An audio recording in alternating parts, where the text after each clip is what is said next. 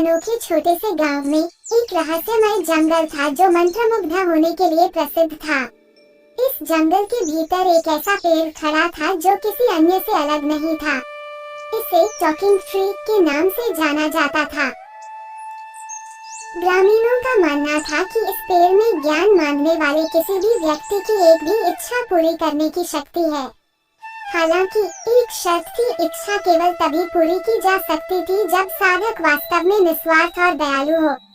एक दिन डेनियल नाम का एक व्यक्ति जो अपने स्वार्थी और लालची स्वभाव के लिए जाना जाता था, ने टॉकिंग ट्री पर जाने का फैसला किया। उसने सोचा कि वह पेड़ को धोखा देकर उसकी इच्छा पूरी कर सकता है। अपने चेहरे पर एक धूर्त मुस्कान के साथ वह पेड़ के पास गया और कहा, मैं एक ऐसे थैले की कामना करता हूँ जिसमें सोने के सिक्के कभी खत्म न हो। बात करने वाले पेड़ ने अपने पत्ते हिलाए और उत्तर दिया, आपकी इच्छा पूरी हो गई है, लेकिन याद रखें, सच्ची दौलत दिल में होती है। डेनियल को आश्चर्य तब हुआ जब चमचमाते सोने के सिक्कों से भरा एक थैला उसके पैरों के सामने आया। वो खुशी से नाच उठा और उन सभी विलासितापूर्ण चीजों के बारे में सोचने लगा जो वह अब खरीद सकता था। वह पेड़ के संदेश के बारे में एक बार भी विचार किए बिना जंगल से बाहर चला गया। जैसे ही वह गांव पहुंचा, डेनियल की नई मिली संपत्ति फैलने लगी। जल्द ही वह गांव के सबसे अमीर आदमी के रूप में जाने लगे, लेकिन उनकी दौलत ने उन्हें बदल दिया। वह स्वार्थी, अहंकारी और निर्दयी हो गया।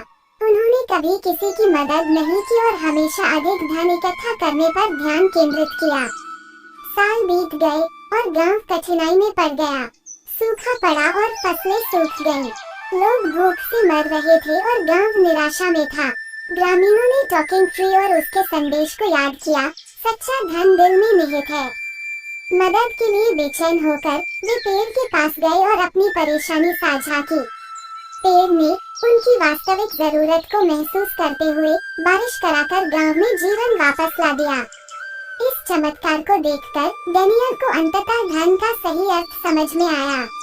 उसे एहसास हुआ कि ये सोने के सिक्के नहीं थे जो किसी व्यक्ति को अमीर बनाते थे। ये उनकी दयालुता, उदारता और दूसरों की मदद करने की इच्छा थी। ये जानकर कि टॉकिंग ट्री की बुद्धि निस्वार्थता का एक सबक है, उसने अपने तरीके बदलने और अपनी संपत्ति का उपयोग गांव को लाभ पहुंचाने के लिए करने का फैसला किया। कहानी का सार, सच्चा धन भौतिक संपत्ति से नहीं बल्कि किसी के दिल में दया और उदारता से मापा जाता है। कहानी हमें याद दिलाती है कि स्वार्थ और लालच एकाकी और अतृप्त जीवन का कारण बन सकते हैं, जबकि निस्वार्थता और करुणा खुशी ला सकते हैं और दुनिया में वास्तविक बदलाव ला सकते हैं।